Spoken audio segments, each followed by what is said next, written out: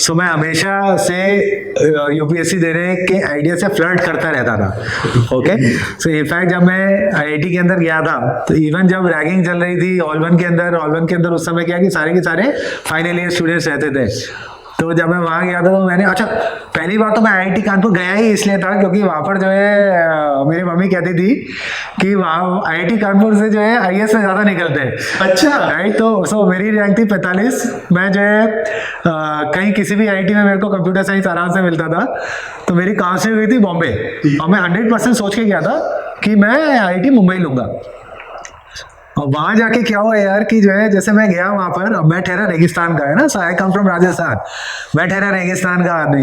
वहां जाके मैंने देखा लगातार 3 दिन तक बारिश ही बारिश हुए जा रही है नॉन स्टॉप। और उसके बाद में वहां पर जो हॉस्टल के अंदर गाय वाय और क्या गोबर फोबर करते हुए चला रही थी। मतलब जब आप जाते हो इनिशियली आईआईटी में तो आईआईटी को क्या नाम सोच के जाते हो, आपको लगता है यार आईआईटी ऐसे होते होंगे वैसे होते होंगे, और वहां जाके जो है ऐसा गोबर फोबर टाइप्स का देखा और इतने टूटी फूटे से कमरे, इतना बेकार सा वहां का खाना, और बारिश ही बारिश हो रही थी। तो मैंने कहा कि यार यहाँ तो अपना काम चल नहीं पाएगा। फिर जो है मम्मी बिकॉज चाहती थी कि जो है कानपुर जाए क्योंकि वहां से आईएएस निकलते हैं, तो फिर मैं जो है आईआईटी कानपुर के अंदर आया। जब रैगिंग चल रही थी तो रैगिंग के अंदर भी जो है मैं जाके फर्स्ट ईयर में हॉल 1 के अंदर जाके पूछता रहता था कि भैया जो है आप भी जो है आईएएस का कर रहे हो क्या, आईएएस का कर रहे हो क्या। तो करते करते फिर फाइनली आईआईटी से जब निकलते हैं, I mean that would have been the logical time कि उस टाइम पे मैं आईएएस के लिए प्रिपेयर करता, मगर उस समय तक मेरी हालत जो थी बहुत ही खराब थी। ओके, मेरे जो है आईआईटी के अंदर मल्टीपल मेरे सब्जेक्टों में फेल होता रहता था। मैं जिन सब्जेक्टों में पास होता था उसमें भी जो है प्रोफेसर की दया पे, उनकी भीख पे जो है पास होता था।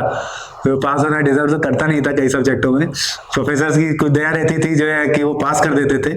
और ये सब भी करते कराते मेरी डिग्री भी एक्सटेंड हो गई थी। तो आईआईटी से निकलने के बाद तो ऑब्वियसली मैं इस पोजीशन में था नहीं कि मैं जो है आईएएस का एग्जाम दे पाऊँ। तो दैट इज वाई फिर वहाँ से निकलने के बाद में मेरा तो कैंपस प्लेसमेंट वगैरह भी हुआ था। खूब जो है मैंने खूब गालियाँ वालियाँ खाता रहता था मैं जैसे आपको बताऊं कैंपस प्लेसमेंट के अंदर पहले तो मैं वहीं उड़ जाता था। कई सारी जो कंपनीज आती थी 7 CGPA का कट ऑफ रखती थी, तो मैं तो रिटर्न ही नहीं दे पाता था। मेरी CGPA तो 6 उसमें थी। कहीं कोई भूले बिसरे जो है कट ऑफ नहीं रखती थी, उसके इंटरव्यू में पहुंचते थे तो वहाँ इंटरव्यू के अंदर जो है गालियाँ दे के भगा दिया जाता था। मेरे को जाता तो था नहीं। वहाँ कैंपस एक कंपनी थी इंडस लॉजिक, और मेरे को जाने उसके अंदर मेरा इंटरव्यू के अंदर सिर्फ इसलिए सिलेक्शन हुआ था कैंपस प्लेसमेंट में कि जो मेरा इंटरव्यू ले रहा था उसको फोन आ गया था उसके किसी फ्रेंड का। तो पूरे टाइम तो वो फोन पे ही बातें करता रहा। तो उसे लगा आईआईटी कानपुर के कंप्यूटर साइंस का बंदा है तो इसे कुछ ना कुछ आता होगा ही, तो इसलिए उसने मेरे को ले लिया था। फिर वहां भी किस्मत ऐसी मेरी फूटी हुई थी कि मेरी डिग्री एक्सटेंड हो गई और फिर उस कंपनी ने भी जो लेने से मेरे को मना कर दिया था।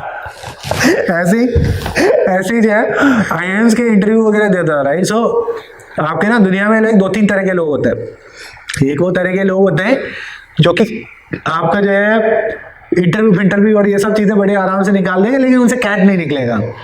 दूसरे तरीके के वो लोग होते हैं जिनमें मैं उस टाइम पे हुआ करता था उस कैटेगरी में कि भैया कैट तो रात को सोते सोते जो है निकाल लेंगे, इंटरव्यू वगैरह जो है उसके अंदर नहीं हुआ करता था।